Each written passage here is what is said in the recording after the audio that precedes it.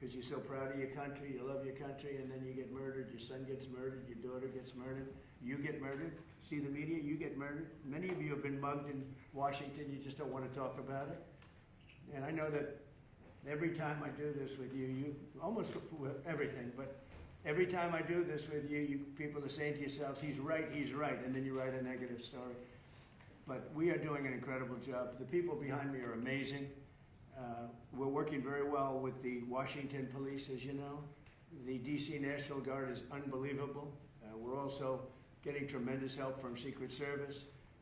And we are at a point where Washington is booming again. People are pouring in like we haven't seen for years. Nobody wanted to come here. They didn't want to come here and get murdered. I have a friend of mine who has a very successful son.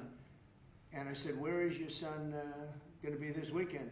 He said he's going to Washington with his friends. I said, really? Yeah, he's wanted to do it for 4 years, but he couldn't do it because it was so unsafe.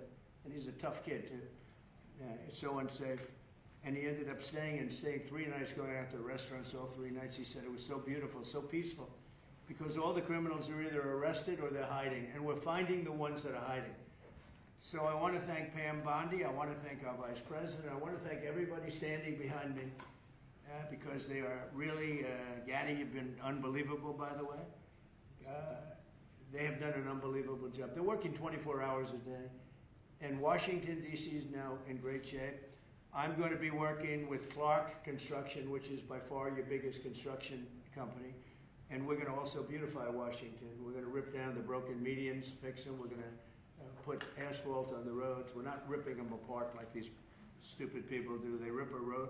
They rip a road down to the dirt, and then they spend 5 years in building the new one, and then it starts settling. You know, the whole thing is so crazy. And they'll spend hundreds of millions of dollars on a road. I'll spend about $2, and it'll look better. So we're going to be replacing medians. We're going to be replacing much of the asphalt in the road, which in the city, which is in bad shape. We have great stripers. We have great contractors. But we have to let them do the thing. The Congress has said that they'll give us whatever money is needed to fix up the Capitol. This is the Capitol.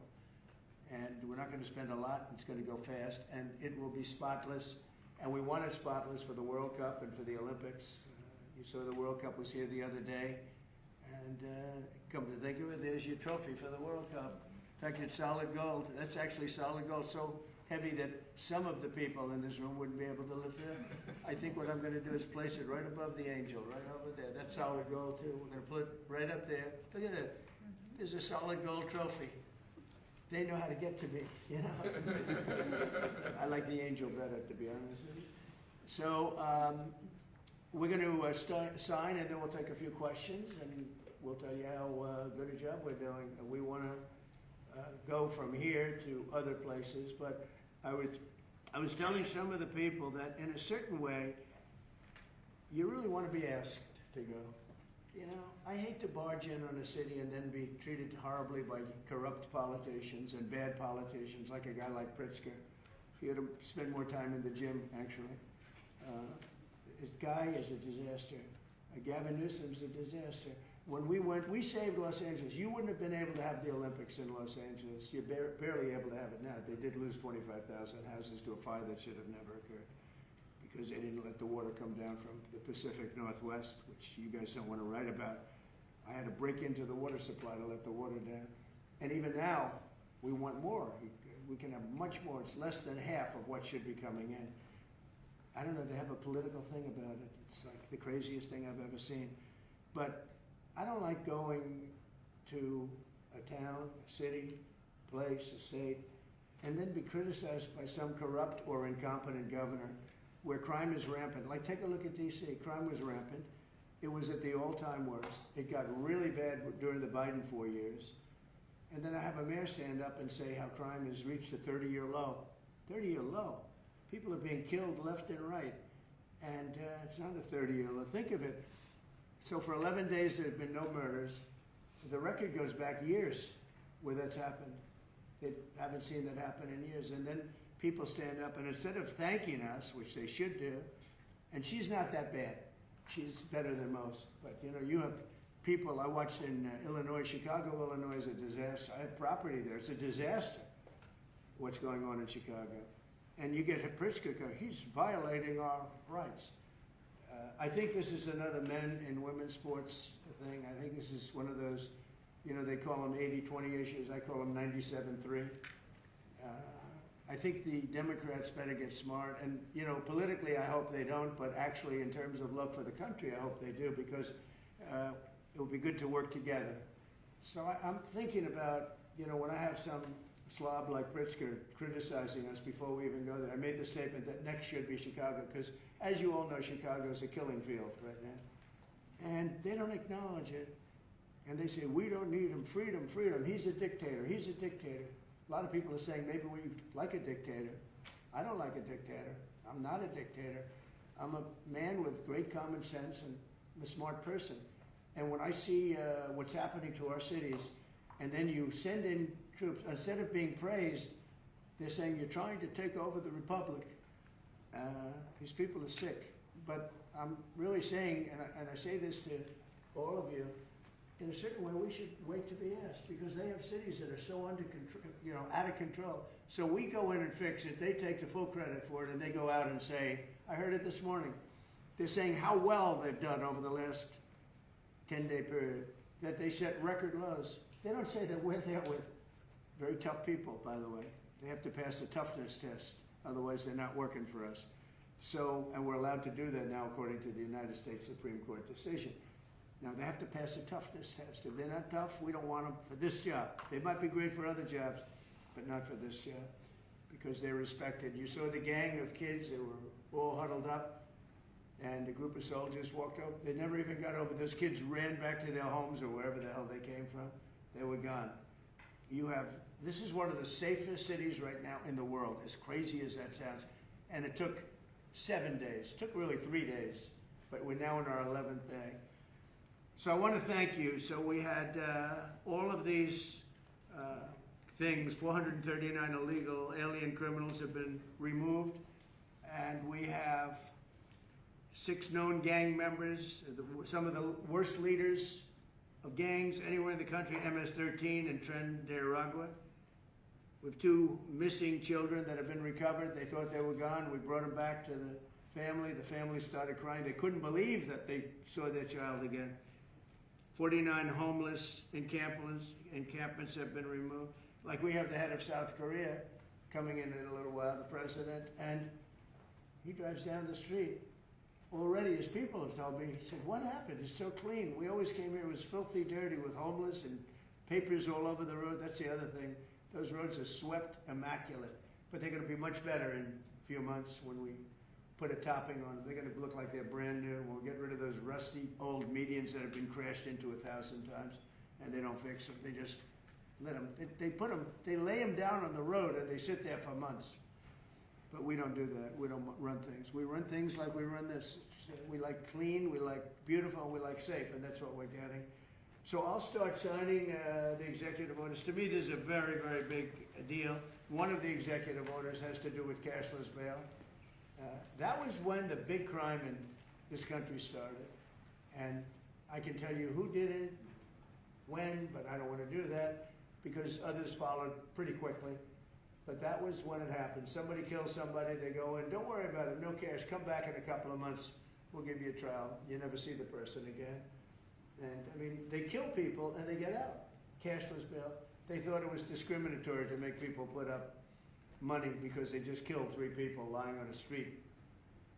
Any street all over the country, cashless bail. We're ending it, but we're starting by ending it in D.C., and that we have the right to do through federalization. Okay, let's go. Could I Yes, ask sir. you to say exactly what this is? Of course. So, as you've consistently identified, sir, cashless bail policies are a key driver of the disorder we see on city streets all over America. Catch and release system allows criminals to keep going back out onto the street and reoffending.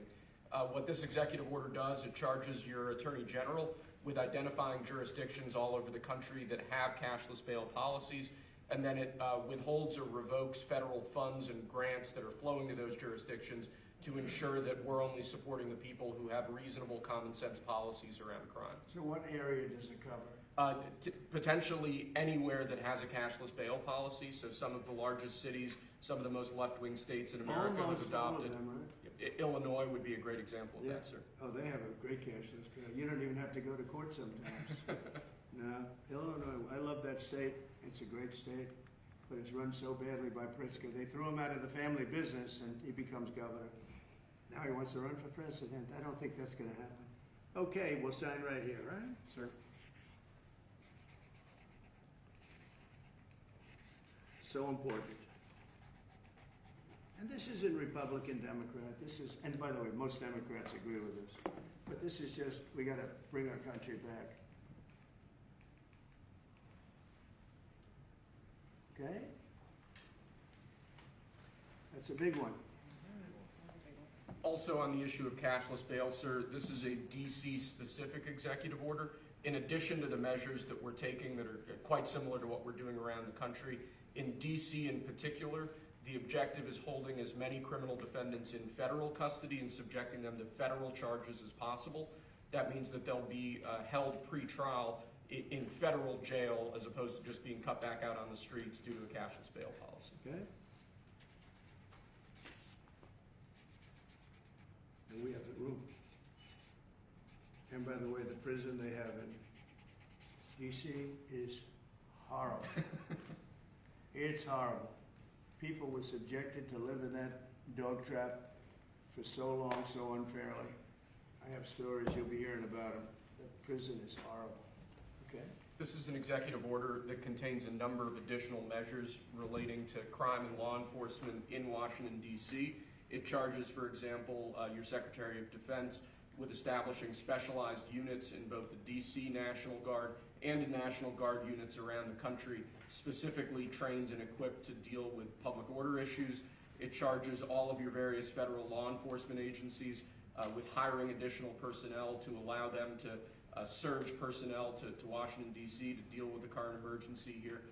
It does a number of other things in that space, and it also asks the Attorney General to look at D.C. Metropolitan Police general orders that have currently impeded law enforcement efforts in the city, and to potentially look at unwinding those that are stopping the police from doing their job effectively. And are we gonna ask this to be codified by Congress, all of these things? I think we could potentially, yes, sir. I think so. I think we should. I think we'll get it. I think Democrats will vote. Well, it's hard to believe. It might not, but I think Democrats will actually vote for this.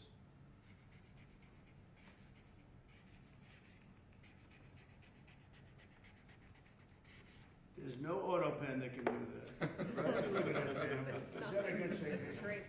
Seriously, is that a good signature? Who can write like that? Nobody.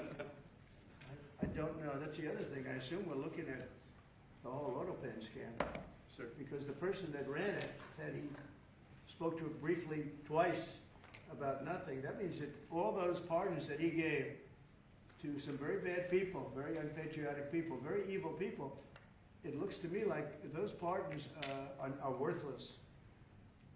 Because number one, you shouldn't use an auto pen very specifically. But if you do, it has to be a very good reason. And they have to know that the president wanted it. The president didn't want this. The president didn't know he was alive, okay? He never approved any of this stuff. He wasn't for open borders and all the other things. He was never for open borders. I've known Biden a long time. He was never very sharp, but he was never in favor of open borders and all of the other things he did to destroy our country. Let's go.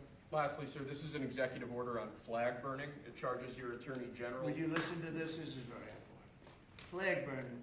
All over the country, they're burning flags. All over the world, they burn the American flag. And as you know, through a very sad court, I guess it was a 5-4 decision, they called it freedom of speech, but there's another reason which is perhaps much more important. It's called death. Because what happens when you burn a flag is the area goes crazy. If you have hundreds of people, they go crazy. You can do other things. You can burn this piece of paper. You can, but when you burn the American flag, it incites riots at levels that we've never seen before. People go crazy. In a way, both ways.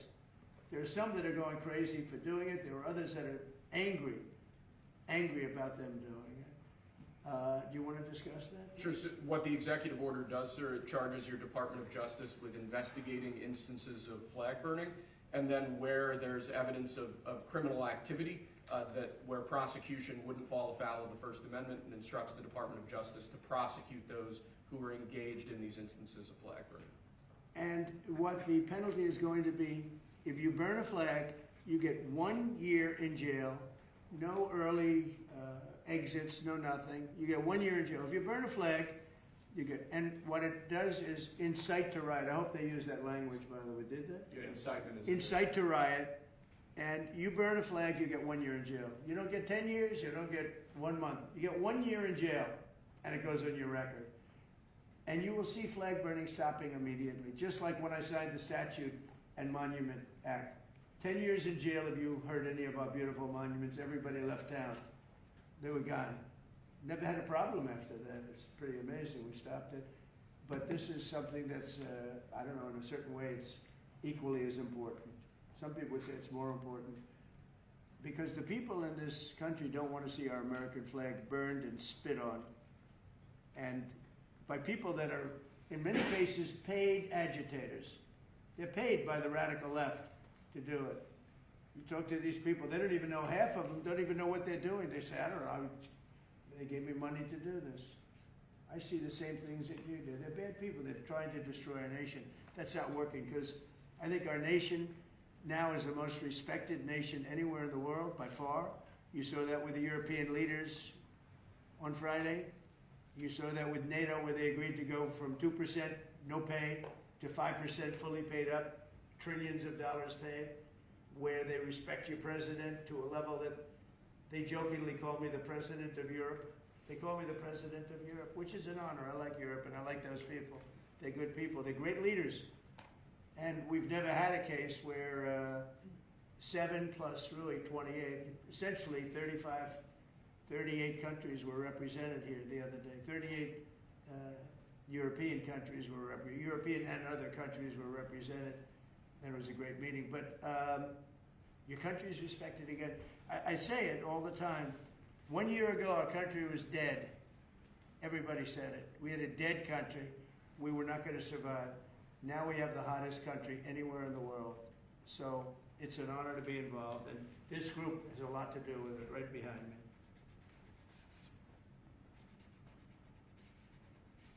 Does anybody behind me have anything? Pam, would you like to say something? Sure, President. Thank you for keeping D.C. safe.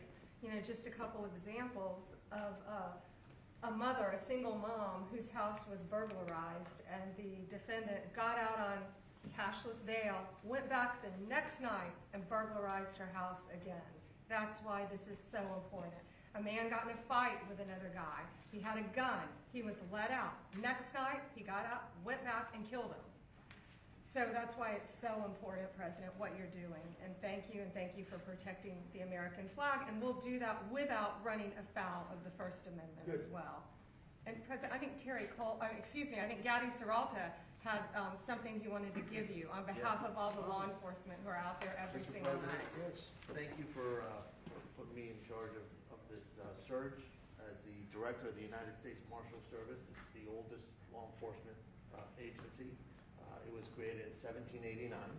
So on behalf of all the federal law enforcement agencies that we're working with, and those that have yet to join the team, we thought it was only appropriate to present you with an honorary United States Marshal Service badge.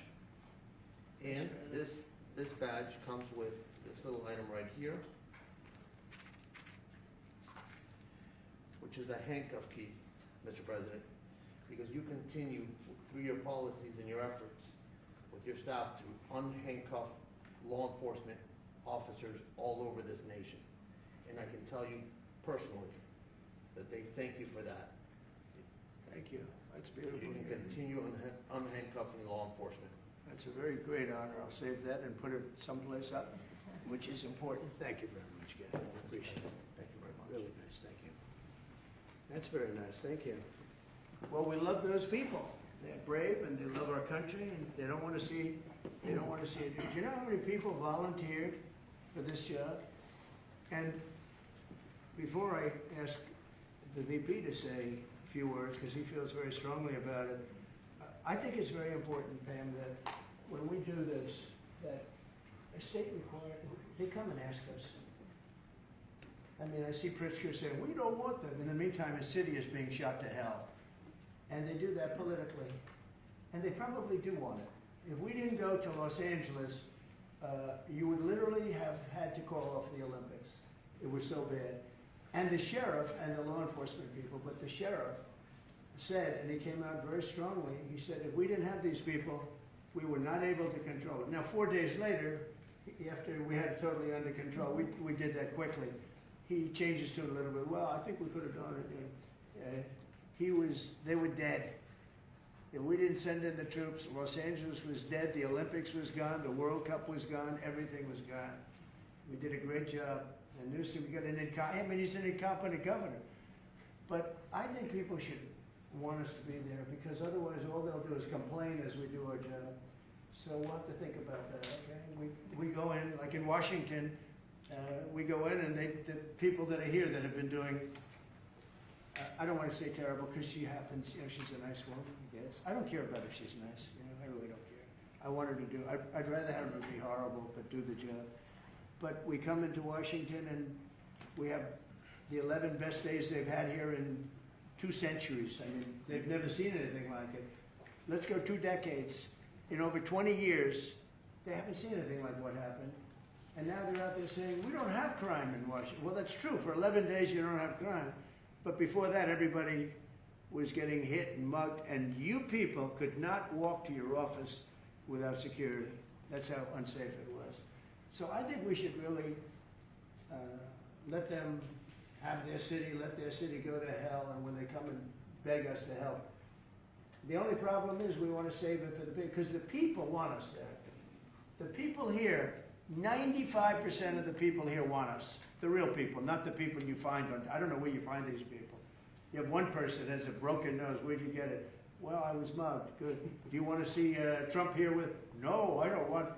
Woman has a broken nose. She got mugged. But she's saying she doesn't want any protection. It's all made up fake news. It's just fake news. I don't know where you find these people. Anyway, would you say a couple of words, please? And then I'm going to ask JD to say something. You have done an unbelievable job in a short period of time. Thank you, Mr. President. Highly recommended by, you know who, right? Yes, sir. You want to say his name? Mr. Youngkin, Governor Youngkin. Yes, sir. We stole you from Governor. He called me. That's right. He called me, Glenn Youngkin called, and he said, I have somebody who's really fantastic. And based on that recommendation, here you are. You've done a fantastic job. I appreciate it. Thank you, Mr. President. Thank you. Go ahead. The men and women of the Metropolitan Police Department are back. They enjoy doing their job again. They feel the ability to go out and be law enforcement officers. They feel that they're connected to their communities again. They are making a difference. Thanks to you, Mr. President, and our federal task force, you are making D.C. safe once again.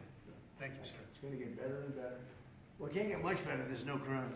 I read where crime's down 89%. I said, really? Who are the 11%? Okay? There's no crime. JD, please. Yes, sir. Well, thanks, Mr. President. Thanks to the incredible team here. You know, I want to echo something the President said, where you say there haven't been murders in a couple of weeks in D.C., and it doesn't sound good, but then you talk to local law enforcement, and I didn't realize that this town averaged 1 murder every other day for the last 20, 30 years, which means that in 2 short weeks, the President and the team have saved 6 or 7 lives, people who would have been killed on the streets of D.C., who are now living, breathing, spending time with their families, because the President had the willpower to say, no more. We're not going to give the streets of D.C. over to vagrants and robbers and murderers. And the last point I want to make, sir, to your point about we want people to welcome us, to ask us, because look at Governor Pritzker in Illinois, or Governor Newsom in Los Angeles, or Governor Moore in Maryland. They are angrier about the fact that the President of the United States is offering to help them get their crime under control than they are about the fact that murderers are running roughshod over their cities and have been for decades. Why are Democrat governors angrier about federal law enforcement helping clean up their streets than they are about the fact that those streets need to be cleaned up to begin with? It shows a real sickness in the head. And I agree with the President of the United States. I think most Democrats, rank and file, nobody likes crime. Republicans don't like crime. Democrats don't like crime. Independents don't like crime. Why are Democratic governors doing everything in their power to make crime easier to do in their cities? It doesn't make an ounce of sense to me. But, Mr. President, I appreciate you being willing to help, and I hope these governors take you up on the offer, because we should clean up all of America's streets. It's the right of every American to live in safety and comfort in their community. And we've got the people to do it. They're signing up like they've never signed up before. Our military, as you know, during the campaign, nobody was signing up. We were way short of their goal, we were understaffed. Nobody wanted to be in the military, nobody wanted to be a policeman, nobody wanted to be a fireman. They didn't want anything to do with the country. We had an grossly incompetent president who frankly should not have been there. He should have never been there. The damage he did to this country is incalculable. I mean, just what he has done. So much of our effort are getting murderers and jailbirds and people out of this country who are drug dealers at the highest level. So much of the energy of people that he led in, it was an unforced error. But I don't think they think it's an error, but I don't believe he believed it. It was the radical lunatics that surrounded this guy at this desk, who are brilliant people, but with the wrong philosophy. There were some brilliant people, but they're evil people, and they're going to be brought down. They have to be brought down because they really hurt our country. But we're getting it back very quickly, and I'll tell you something, our country's now it's stronger. I think we're more respected than we've been respected in 100 years. It's a whole different ballgame. JD, could I ask you, Yes, sir. You gave a stat on murders here. What were the numbers? You said in a short period of time how many people were murdered? Local law enforcement told me, sir, that in the past 20 or 30 years, D.C. has averaged a murder every other day. That's, 200 murders a year, 150, 250, but about every other day a person has been killed on the streets of Washington, D.C. We've been doing this for 2 weeks. 0 people killed. That's real lives saved that the media and, frankly, the entire Democratic Party should be saying, thank you for saving lives instead of attacking the President of the United States for doing so. You know, when a person, unfortunately, will probably happen at some point, when a person's murdered in D.C., it's going to be the biggest story maybe in history. Right? Yes, sir. Somebody was murdered in D.C. Trump is failing. No, we're not failing. We have a safe city. This is maybe the safest city in America right now. That's how good it is. And it would be nice to be appreciated. These people eventually, they're going to have to be appreciated for what they're doing. And they're going to have to be appreciated by the officials that are really happy when we go in because they've lost control of their place. Steve Miller, please, say a few words. Thank you, sir. So just to, first of all, follow up on what the Vice President said, no police officer working in the city can remember a time in their lives when there has been no murders. You can work with the police department for 20 years, 30 years, your whole life. We've checked the records. No one can even find a record of being murder-free for as long as you've been murder-free under President Trump's leadership. Additionally, and the President spoke about this before, we've uncovered, in the process of uncovering, a massive scandal in Washington, D.C. with the doctoring of crime stats. And the Department of Justice, under the Attorney General, is leading the effort to uncover this. But when we ultimately share the results, it will stun you. The extent to which, even though D.C. had the worst crime in America, honestly measured, it dramatically understated how bad it was. There's even accusations that murders and homicides were reported as accidents instead of murders. I mean, this is how severe the manipulation of the crime data has been in this city, and it will all be uncovered and it will all be brought to light. I've had a chance to spend some time, as has everyone here, with the police officers in the city. Members of the public are going up to them and thanking them, just overflowing with gratitude. Because for the first time in their lives, they can use the parks, they can walk on the streets. You have people who can walk freely at night without having to worry about being robbed or mugged. They're wearing their watches again. They're wearing jewelry again. They're carrying purses again. People had changed their whole lives in this city for fear of being murdered, mugged, and carjacked.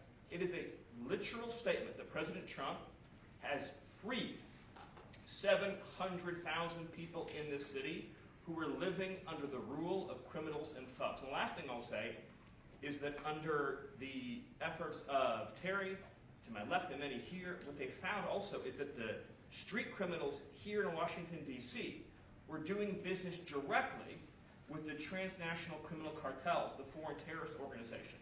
So not only was the city being run by these criminal thugs, but they were working with some of the most dangerous terrorist organizations on the planet to traffic weapons and drugs into this city. And what we are uncovering every day is shocking to us, and we look forward to sharing all the results with you. But President Trump, your leadership has uncovered some of the great public safety scandals of our life, and now because of you, people are safe and free for the first time ever in this city. Thank you very much, Chief. You know, in Los Angeles, Beverly Hills is, you know, a great place. I have a house there. I had a house there. I used to stay a lot of time, spend a lot of time there. And a great place. Do you know that I have friends, they leave their trunk open for their car because they know they're going to be vandalized. They don't want the trunk ripped off in order for them to steal what's in the back. They leave the doors open so when they go in to steal the radio or whatever they take, that they don't rip off the door. They leave the doors totally open so the criminals, when they go and open the door, they have to break the windows and kill the car in order to steal whatever it is in the car that they're looking for. And that's at a level that nobody's ever seen before. Nobody lives like that. I have another friend, he has a garage, and in order to save his garage door, he leaves it open so that people can just walk into his garage, take whatever they want, and leave. But all the cars are, so many cars, I've been told this by many people, stars, big people, they leave their doors open so the doors aren't destroyed by these criminals. All over Los Angeles this is taking place. And you know that, I mean, you've heard that. Christy, could you say a few words, please? Sure. Well, Mr. President, I think one of the most impactful statistics that you used today was of the 1,000 arrests that have happened already so far, 439 of them were illegal criminals, which means they never should have been in this country to begin with. That they were in this country, invaded over our southern border or our northern border or maritime seas, and then they committed crimes against the American people. So by getting those individuals incarcerated, we've stopped those violent crimes from happening here in the city. And sir, they do. Exactly like Stephen was talking, they have ties to cartels. They have networks across this country in other cities. So by what you're doing here is going to have a ripple effect in Miami, in Chicago, in other cities, because you're grabbing those networks and giving us information and targeting information to go and get more criminals across this country. So thank you for the work that you're doing.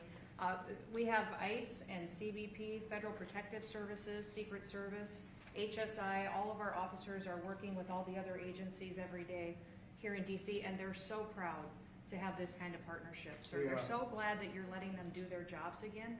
And I don't know if you've heard, sir, but the recruitment campaign for ICE, when we were going to hire 10,000 new officers, we've got over 130,000 people that have applied and raised their hands and said they want to work with ICE. So no matter what the fake news says or what the media says about ICE not having support, they've got incredible support from the American people. People want to join them and help them do what they're doing to make America safe again. So thank you for the opportunity. I was going to say that our recruitment drive, so it was dead. During the campaign, they couldn't get, every story was the Army can't fill up, the Marines, none of them could fill up. They were way behind. We couldn't get anybody to go into the military, couldn't get any police.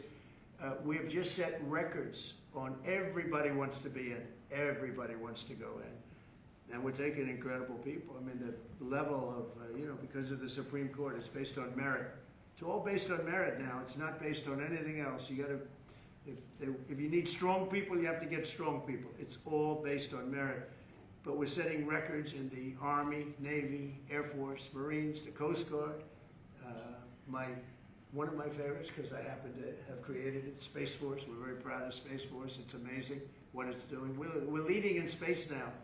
China was killing us. Russia was beating us. China was killing us. We're now killing China. We are leading in space by a lot because of Space Force. So we're very proud. But everybody wants to go in. We went from not, and you know how bad that is for the spirit when every story that you were writing a year ago was that nobody wants to go into the military anymore. And if you're in the military, you know how deflating that is? You go and be a family. Nobody wants a job that you have. Well, now it's the opposite. Everybody wants to be there. And that includes police and fire and everything else. You're doing a good job. Thank you, sir. You're stopping a lot of wars. just the presidents we're stopping them. We've stopped 7 wars, and really the number is actually 10. We're not including a couple, and we're not including in there what we did with Iran, stopping their nuclear play. They would have had within a month or two, they would have had a nice big nuclear weapon to use. That's not going to happen. That won't happen. Pete, go ahead, please. Yes, sir. Well, Mr. President, thank you very much for your leadership, and the Defense Department is proud to be a part of this task force. Just like we have been down at the southwest border, where crossings are at 0, we've got national defense areas where we're working with Border Patrol to secure the southern border for the American people. Just like Los Angeles, where ICE officers deserve to do their job without being attacked, we're really proud to be a part of defending the nation's capital and ensuring it is safe and beautiful and working with law enforcement. And Mr. President, let me tell you, the morale of the troops, getting out there talking to them, they love this mission. They're grateful to be doing it, whether they're D.C. National Guard or other state National Guards. And at your direction as well, sir, it's just common sense to make sure they're armed as well. And so we're rolling out ensuring they're armed, capable of defending themselves and others if need be, supporting law enforcement, and we're proud to be there, sir. Well, look at the mission you just accomplished with Iran. 36 hours back and forth, flawless. Every bomb hit its target. They went right down those chutes, dark at night, no moon, no nothing. Every target, every bomb went right down. They have a chute that goes right down deep into the mountain. And they shouldn't have put ventilation in, I can tell you, because we use that for our advantage. But what they did, and we had the pilots and even the people that took care of the planes, we had a whole group of people at the White House a couple of weeks ago. And you know, I didn't realize this, but they said, we've been looking at their predecessors, and then these were the pilots. They said, we gave them beautiful medals. And I'll show you the medal. Gave them a medal just like this. See? Just like that. They were so happy. We gave a lot of them out for that. It was an incredible job. You know, we had 52 tankers. People don't realize, so that they could refuel. We had many fighter jets, F-22s, F-35s. We had many. It was an amazing operation. It was flawless. Compare that to the operation when they went in with the helicopters crashing and everyone running around the desert, and the prisoners being taken, and that was Jimmy Carter. What a horrible thing. This was the exact opposite. This was the exact opposite of what they did in leaving a very, very nice place. The Taliban runs a tough operation in Afghanistan, and I think it was the most embarrassing day in the history of our country. That was Biden. I was leaving, and we would have left through strength, tremendous strength. We would have had we would have kept Bagram, which is the air base, one of the largest runways in the world, one of the most powerful. You can land anything on it, many, many feet thick. You don't build them that way anymore. You can't. But we left it, and now China's occupying that air base. This was the most incompetent administration in history, the Biden administration. And you're just lucky that they lost, because if they won, you wouldn't have a country anymore. And so, Pete, you started up by saying the Department of Defense. And somehow it didn't sound good to me. You know, it didn't sound good. Defense, what are we defense? Why are we defense? So it used to be called the Department of War. And it had a stronger sound. And as you know, we won World War I, we won World War II, we won everything. Now we have a Department of Defense with defenders.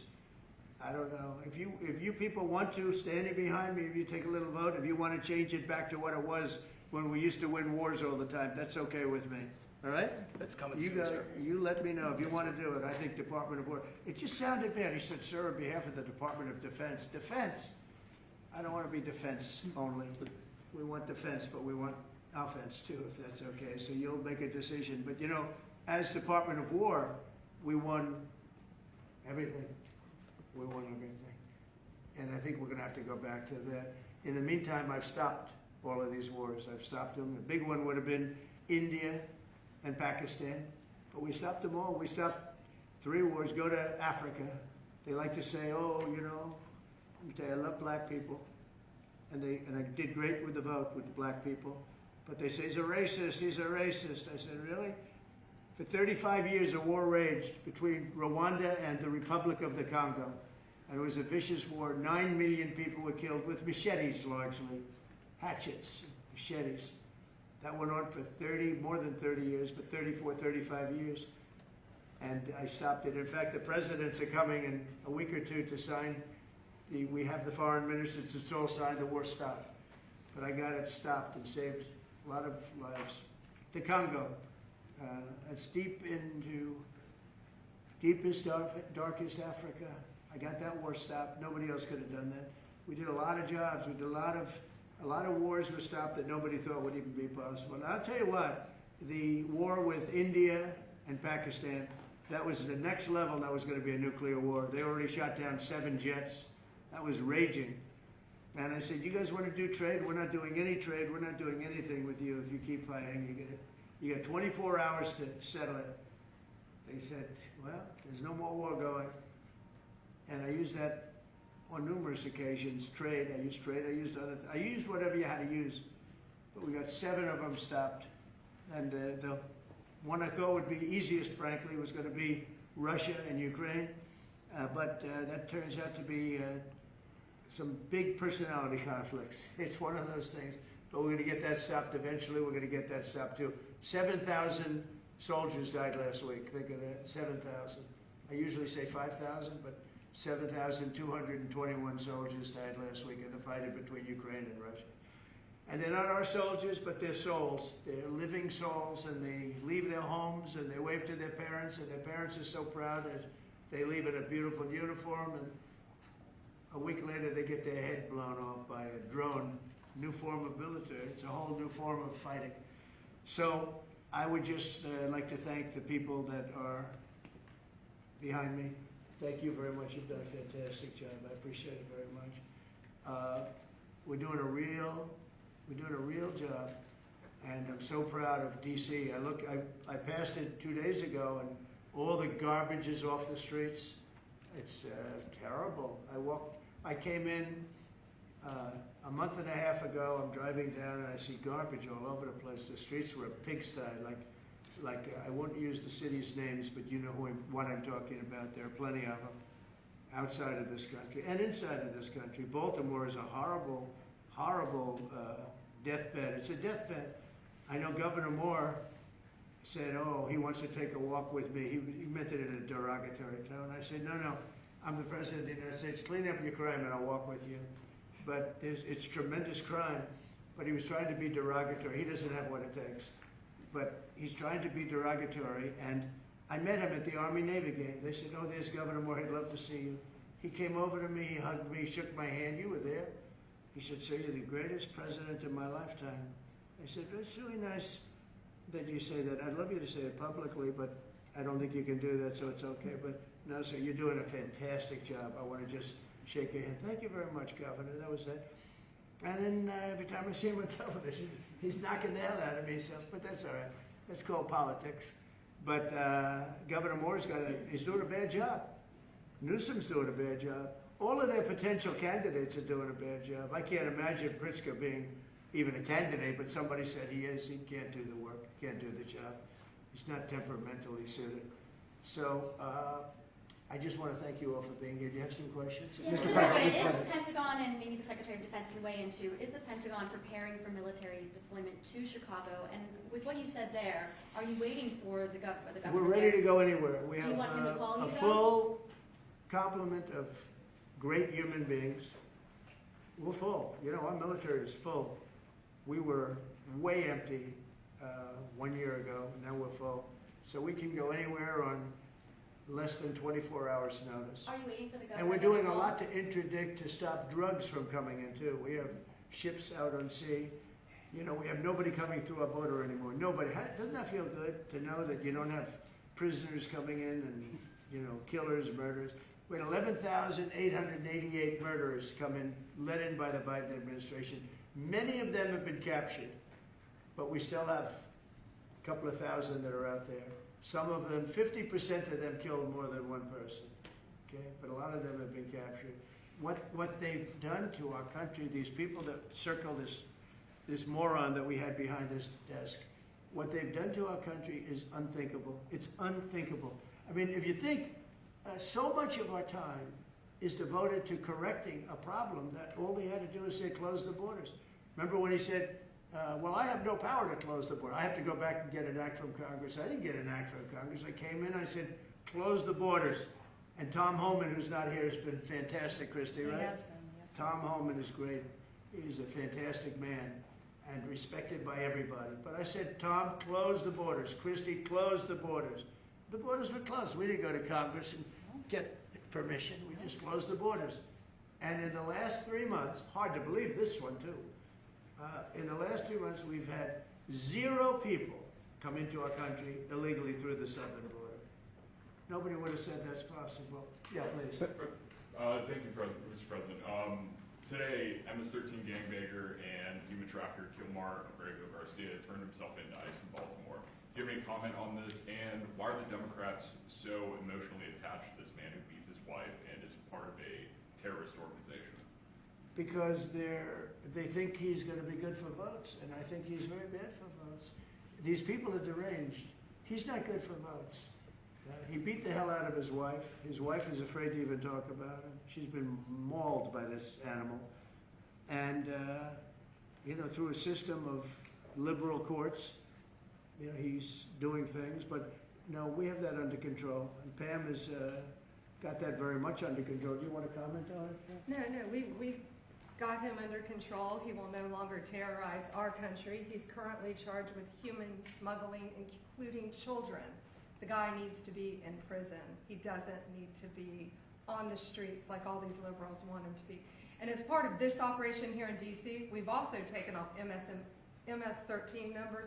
We've taken, I think just last night, we got a TDA guy off our streets right here, right around from where we all work. Another TDA member gone because of this project. So we're going to keep America safe from all of these foreign terrorist organizations, including Abrego Garcia. Mr. President, President, If we could get your reaction, sir, the Israelis bombed a hospital in Gaza that killed 20 people, including 5 journalists. When did this happen? This happened overnight, today. I didn't know that. Any reaction to this? Well, I'm not happy about it. I don't want to see it. At the same time, we have to end that whole nightmare. I'm the one that got the hostages out. I got them out. All of them. Steve Witkoff has been amazing. He's done a great job. But I'm the one that got them all out through my people and through me. And now we're left with probably a little bit less than 20 because I think 1 or 2 are gone. And I said a long time ago, I'm going to get them out. But when we get down to that final 10 or 20, these people aren't going to release them because they're dead after they release them. So it's a nasty situation. Very nasty, horrible thing. Mr. Yes. President, could you please elaborate on your post on South Korea? What were you referring to? Well, I heard that there were raids on churches over the last few days, very vicious raids on churches by the new government in South Korea, that they even went into our military base and got information. They probably shouldn't have done that, but I heard bad things. I don't know if it's true or not. I'll be finding out. As you know, your new president's coming in just a couple of hours coming here. I look forward to meeting him. But we won't stand for that. We just won't stand for that. Mr. President, are you prepared to order National Guard troops, though, into American cities if those governors don't request the federal deployment? I am, but I also think that, look, Chicago, everybody knows how bad it is. Everybody standing there knows. We know. You don't have to be doing any studies. They should be saying, please come in. Pritzker should be saying that. You know, I did a favor for Christy Whitmer, a good favor, I think, with the fish, the carp, the China carp. Did you ever hear of it? China carp. And it's taken over your Great Lakes. You know about that, right? And she came and she wanted to know if it's possible for us to do something about it. And I said, well, I'll do. But I think it's appropriate that the person from Illinois, the governor from Illinois, asks also. It's a tremendously expensive project, actually. It's invasive. It's horrible what's happened. And we can do it with GSA and various people. But we can do it. We're going to just have to see what happens, okay? We're going to have to see what happens. Do you believe that you have the legal authority to order the governor those of troops? Michigan came, was very respectful, asked for it. She's done a good job. I did that. I opened the Air Force Base, kept it open for F-35s and various planes, F-22s too. I did that for the state of Michigan at her request. And I will, and also at our congressmen. We have congressmen that are unbelievably pro-Michigan up there. But some of this stuff, like the lakes, the Great Lakes, this is a big problem that nobody ever talks about. Most of you probably have never heard of. We have a pretty violent fish that comes from China, China carp, Chinese carp. And you see them jumping out, they jump into boats and they jump all over the place. They've got a lot of energy. And there's a way of getting rid of them. It's very expensive. And I didn't get a request from the governor of Illinois. Is affected maybe more than anybody else, right? And I think until I get that request from that guy, I'm not going to do anything about it. And I feel the same way about crime. We go in, we will solve Chicago within 1 week, maybe less, but within 1 week we will have no crime in Chicago, just like we have no crime in D.C. But, you know, I don't like to go in and do it and then have somebody stand up and say what a great job he's doing on crime. And we don't want the military in our state. We don't want the military. Do you understand? But Do you understand? yeah, these governors will say So I don't know. there was no We're gonna emergency have a little response. meeting, I think, you know, I feel like we go in and we do it, like here. To a lesser extent with the mayor, she hasn't been terrible, but she hasn't been, you know, exactly saying, oh, great. She said, she did say last night, I heard her say that, well, we really don't want the military in D.C. Well, that's, you know, not very nice, I guess. That's a little bit of a hit. But she's not as bad as some. We saved Los Angeles, and all we did is get criticized by this idiot that's running the state into the ground, right? Where people are later. He should be thanking us, and he should be requesting us to be there. And the governor of Illinois should be. Chicago's a disaster. And the governor of Illinois should say, President, would you do us the honor of cleaning up our city? We need help. They need help. They need help. So are you But waiting without for that the- request, do you believe you have the We authority? may wait, we may or may not. We may just go in and do it, which is probably what we should do. The problem is, it's not nice when you go in and do it and somebody else is standing there saying, as we give great results, say, we don't want the military. They need help badly. Chicago desperately needs help. Just look at the crime statistics. Look at the statistics that JD said about, even I didn't know it was that bad. That's terrible. But all I know is we're being celebrated because we went an entire week. Now it's 11 days. We went an entire week without a murder. And I said, boy, that sounds terrible. I didn't know how to, I actually made a speech. I didn't know how to say it because it's a great number. It's a great thing. But it sounds so bad. I mean, supposing you're from a foreign country, which is properly run, and they don't have murders and things, right, so much, or in some cases virtually at all. And you have somebody saying, I'm proud to announce that nobody was murdered in the capital of the United States this week. It sounds terrible, Well, but what about Mr. New President, York? What about New Gavin York? Newsom, you mentioned Gavin Newsom on crime. Gavin Newsom, yes. Is there a federal mechanism you're hoping to use to fight back against his redistricting constitutional amendment, or is that Well, I think California? I'm going to be filing a lawsuit pretty soon, and I think we're going to be very successful in it. We're going to be filing it through the Department of Justice. That's going to happen. We're also going to be filing a lawsuit on blue slipping. You know, blue slips make it impossible for me as president to appoint a judge or a U.S. attorney because they have a gentleman's agreement. It's nothing memorialized. It's a gentleman's agreement that's about 100 years old, where if you have a president like a Republican and if you have a Democrat senator, that senator can stop you from appointing a judge or a U.S. attorney. In particular, those are the two, I guess anything, but those are the two that are very important. So we have numerous states where we have unbelievable people. Now, Jay Clayton was just approved in the Southern District, but he was so good. He was a top student, top schools, top everything, went to Sullivan and Cromwell, became the head of Sullivan and Cromwell, came down here, was Securities and Exchange Commission, ran it for 4 years during my term, like impeccably, beautiful job. He did an incredible job. And we went to court, and the judges, Democrat judges, voted that he could, that's the only way you get by it. But generally speaking, you can't do that because you'll have judges from the other party.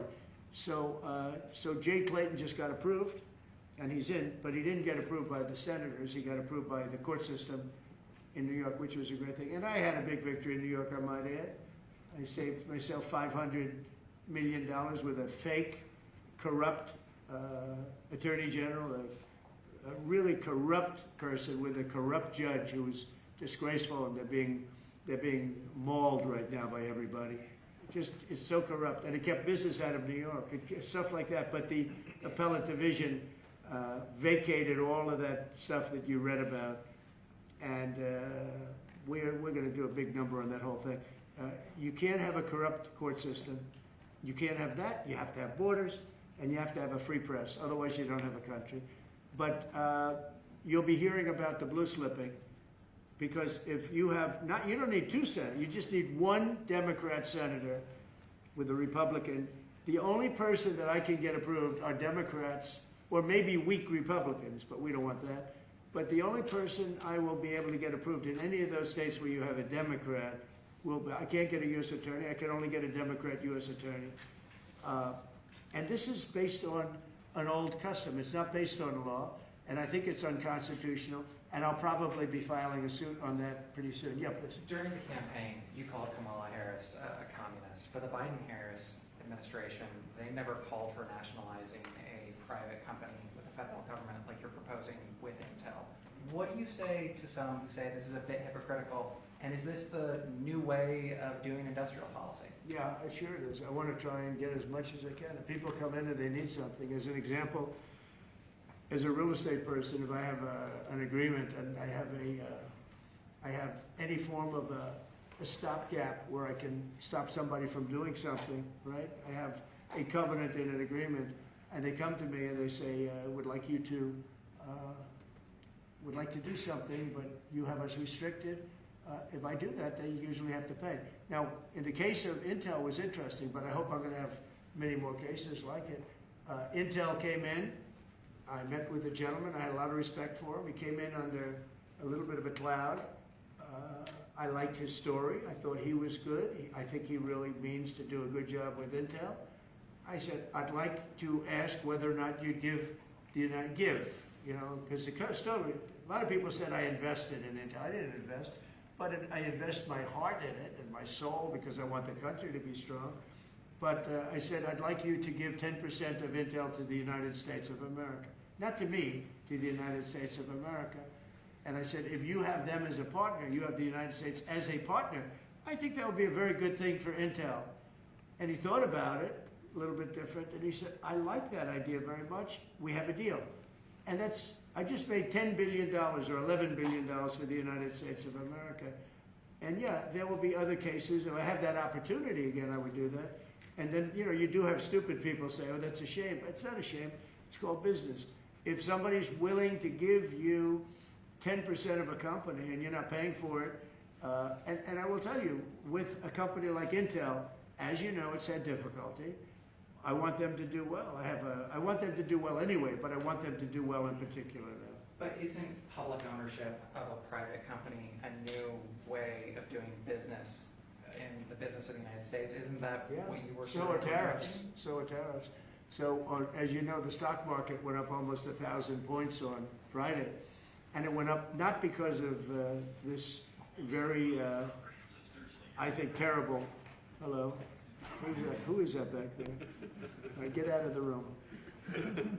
It went up because of something much different. It went up because it was announced, CBO announced the numbers, and as you know, they gave no credit to tariffs. They said they made a mistake, that the trade deficit will be reduced because of Trump's tariffs, will be reduced by $4 trillion, right? Is that what they said, right? They said $4 trillion, and the market went up like a rocket ship because the tariffs are good. Well, tariffs aren't that usual. If the 7 wars I stopped, 4 of them were because of the fact that I had tariffs and trade. And I was able to say, well, if you do this, if you go fight and you want to kill everybody, that's okay. But I'm going to charge you each 100% tariff when you trade with us. You know what? They all gave up. I stopped 7 wars.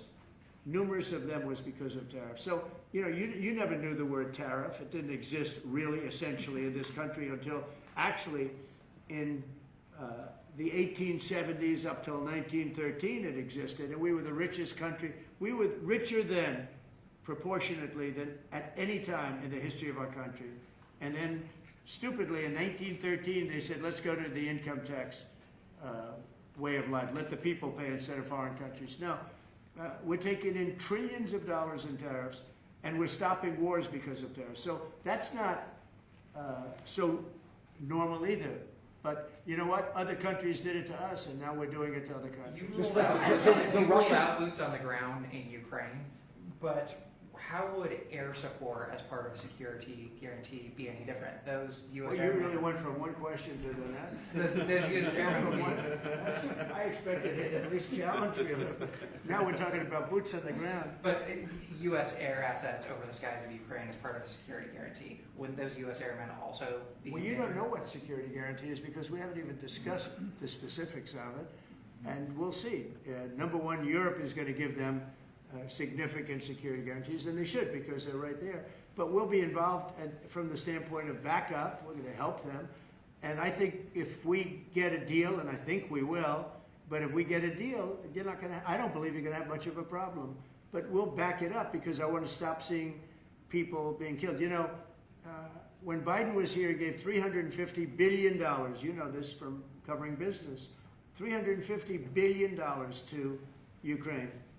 I said that Zelensky's the greatest salesman I think I've ever met, better than P.T. Barnum, because he'd come to the country, he'd walk out with $50 billion every time. He actually came here once, he walked out with $100 billion. We're up to $350 billion. I got $1 trillion worth of rare earth that we have from the country because I felt badly for our taxpayer. But I did something else at the NATO meeting. They are wealthy countries, but they weren't paying. And we don't pay any money to Ukraine anymore. Do you know that? In fact, it's the opposite. They request through NATO, we deal with NATO. We don't deal really with Ukraine. NATO requests missiles. They want Patriots. They want missiles. We give the missiles to NATO. NATO pays us in full and does what they want. I mean, I think they give them mostly they can do other things with them too because we're dealing with NATO. We pay no money to Ukraine. We gave $350 billion to Ukraine. You know, if we didn't give that kind of money, and I was the one that gave the javelins, if you remember. I gave the javelins. They were very effective. They say Obama gave sheets and Trump gave javelins. They were very effective with those tanks right at the beginning. But you would have never had a war if I were president. You would have never had a war. Just to finish, we spend no money on Ukraine anymore. We were getting fleeced by a president that didn't know what he was doing. To be honest, I don't blame Ukraine. I mean, if they come and ask for $100 billion, then they get it. But we were in for $350 billion. Now, we make money. I don't want to make money on Ukraine. I want the war to end because I want to save all those lives. I want to just say, but just so you understand, we're no longer losing money on that thing. We were losing money hand over fist. And now we don't lose any money. Now we sell weapons to NATO. Because NATO agreed, because of me, to go to 5%. They had 2% and didn't pay. Now they have 5% and they're all paid up. So they have trillions of dollars and they give us that money. But I really want the war to end, and we're going to get it ended. Mr. President, at the Russian historic summit here with Ukrainian President Zelensky and European leaders all met here with you at the White House. You said you wanted to get this done bilateral as soon as possible. Have you spoken to Putin since last Monday, since a week ago? What is your conversation, or can you share? Every conversation I have with him is a good conversation, and then unfortunately a bomb is loaded up into Kiev or someplace, and then I get very angry about it. I think we're going to get the war done. It's tough. I thought that would be, of the 7 that I settled, I thought that would be the easiest of the group. See, you never know what's going to happen. You know, war, strange things happen in war. The fact that he went to Alaska, our country, I think was a big statement that he wants to get it done. That was not easy for him to go to Alaska, you know, for him to come here. But the fact that he showed up on a very successful day, it was a very successful day for other things. Because, you know, we're also talking about missiles, nuclear. We're talking about a lot of different things. We're talking about limiting nuclear weapons. We'll get China into that. We have the most. Russia has the second most, and China has third, but China is way behind, but they'll catch us in 5 years. We would like to denuclearize. It's too much power, and we talked about that also. That's part of it. but we have to get the war over with. How Mr. soon President, do you the like Russian having foreign it? minister. On Baltimore, Yeah, sir. red tag. Thank you. On Baltimore, you said that you are going to have to reconsider bridge funding. Is that contingent on Westmore cleaning up the streets? No, we were very generous to him on a bridge. You know, a boat ran into a bridge and the bridge came down like I've never seen anything. The boat was it just shows you the mass of that boat, the power of that boat. You know, people were up on that bridge, painters. They were painting the bridge and they were watching it happen. And they thought they were very safe. They all died. They were painting the bridge, can you imagine? And they watched the boat. The engines were off. And they watched the boat. And the power of that boat, the mass of that boat, went right through that steel just like it was nothing. It's amazing. It's called mass. Mass is a big deal. But the mass of that boat, those people all died. But they thought they were totally safe. Two of them were eating their lunch. They were, you know, whatever. They were watching it. They could have gotten off. Somebody did a very good job. A police officer called in and said, close the bridge. And he did it with power. Get everybody off the bridge, close that. That guy should get a medal because he stopped the bridge. A lot of people would have died. A lot more people would have died. The ones that died were the workers on the bridge. And they thought there was no danger because, you know, it's a big steel bridge. And it came down like toothpicks. It was incredible to watch that. It was just, and they died. They all died. But that police officer, again, the police do a great job. The police officer did an amazing job. And I heard the tapes. He was saying, get everybody off it. Most people wouldn't have said that.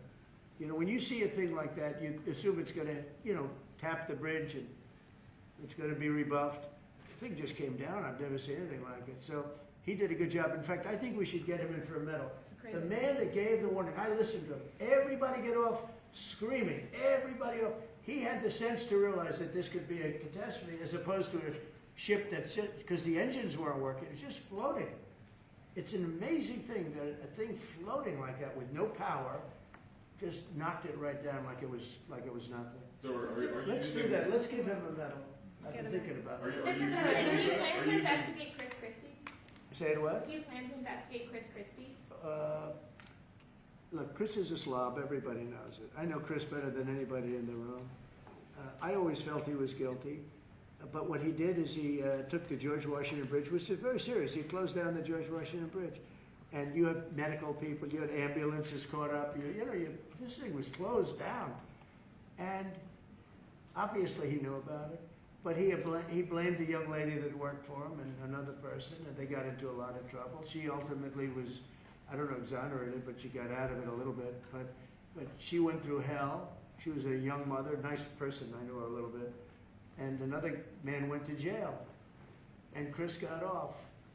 And so when I listen to Chris speak his hate, I say, oh, what about the George Washington Bridge? You know, tell me about the George Washington Bridge. He blamed other people, but he knew all about it. So no, I don't know if they want to look at it. Not for me. If they want to look at it, they can. You could ask Pam. I think we have other things to do, but I always thought he got away with murder. On Ukraine, Mr. An President. endorsement in the Texas Senate race between Ken Paxton and John Cornyn. Well, I'll make up my mind. I like them both. The worst situation I have is when I have two people that I get along with well. I hate it. And they all want the endorsement. You know, I'm almost 100% of the people I endorse win. It's a great honor. And I got, as you know, I got the largest vote in the history of Texas by far. Nobody's ever gotten more votes in the last election. I think in all the elections, the 3 elections. But they like me in Texas. So people are waiting for me, but I'd rather not comment on it right now. I like both guys. They're both friends of mine. And they're both good and very different. There's some talk among congressional Republicans about another reconciliation bill. Where do you fall on that, and what would you like to prioritize? Well, I don't want to do cutting. I want to save all the different things. I'm going to cut things that are unnecessary, but the one thing I said, and I gave my word, we're not going to hurt anybody on Medicaid, Medicare, or Social Security. And in fact, we're doing great on Social Security. We found 300,000 illegals on Social Security. We got them out. And, you know, things like that make Social Security very, very strong. So, no, I am very big into certain things, and One of those three, you could say three of those things, are Medicare, Medicaid, Social Security. We're going to protect it. And so we'll see how everything works out. If we're talking about rescissions on other things, I'm always open to cost cutting. If we can cost cut, I like it. But nothing's going to happen to medical. We have something coming up, favored nations, where I'm going to be reducing drug prices by 1,500% where a pill that sells in Germany for $10 costs $150 here because of the bad price. And I was all set to do it, and then we had the COVID come up, and I had to focus on that because we had the greatest economy in history my first term. I will tell you that we are going to be doing numbers on the cost of drugs in this country that I'm not talking about a 20% decrease, which would be good. I'm talking about 1,000% decrease. We're talking about where a product would sell for $80 in Germany and $1,300 here.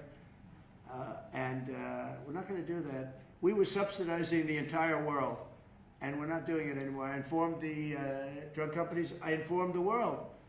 And if the world wants to, if countries in the world don't want to go along, then I'm going to put tariffs on those countries, and we'll make more money. But they have to go along with it. So this is moving along rapidly.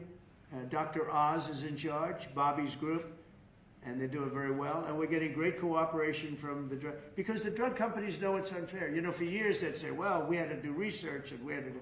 I said, I don't care. You had to do research for these other countries also. They are ready to go, and I'm ready to go. And you know, if I pull that off, there's no way a Republican will lose an election. There's no way. All right, one more question. On Ukraine, Mr. President. Back to Ukraine. What's this guy? He's the nicest guy I know, and he asks the most vicious questions. Why do you think President Putin is so reluctant to meet with President Zelensky? Because he doesn't like him. He doesn't like him. You know, they don't like. I have people I don't like. I don't like to meet with them. Sometimes I do like to meet with people I don't like. So how do you get them together? They don't like. No, they don't like each other really. And if we had a real president instead of a guy that got in there with a fraudulent election, if we had a real president, that war would have never happened. Putin actually said, he said, if Trump were president, it wouldn't have happened. Happened for a lot of reasons. Happened because of Afghanistan. When he saw how incompetent Milley was and all these guys were, I think he said, well, this might be it. Because it was the apple of his eye. It would have never happened if I were president. Mr. President, you have built a relationship with Russian leaders and also North Korean leaders. As they are getting closer, how would that affect your diplomatic approach? Well, I have very good relationships with Kim Jong-un, North Korea. I mean, a lot of people would say, oh, that's terrible. No, it's good. In fact, someday I'll see him. I look forward to seeing him. He was very good with me. We had 2 meetings. We had 2 summits.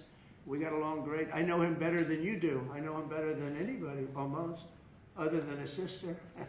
His sister knows him pretty well. No, I know him well, and I got along with him. You know, I'm not supposed to say I really like him a lot, because if I do that, I get killed in the fake news media. But I got along with him very well, and we had no problem. If at the time Hillary Clinton won the election, you would have had a nuclear war. You would have had a nuclear war. We're not going to have a nuclear war. Once that happens, it's over. We're not going to have a nuclear war. No, but Kim Jong-un will meet at some point. I look forward to it, actually. But you notice that since I came into office, you haven't had a problem with him. Hasn't been, you know, he tests lots of rockets. He does have great capability, I will say that.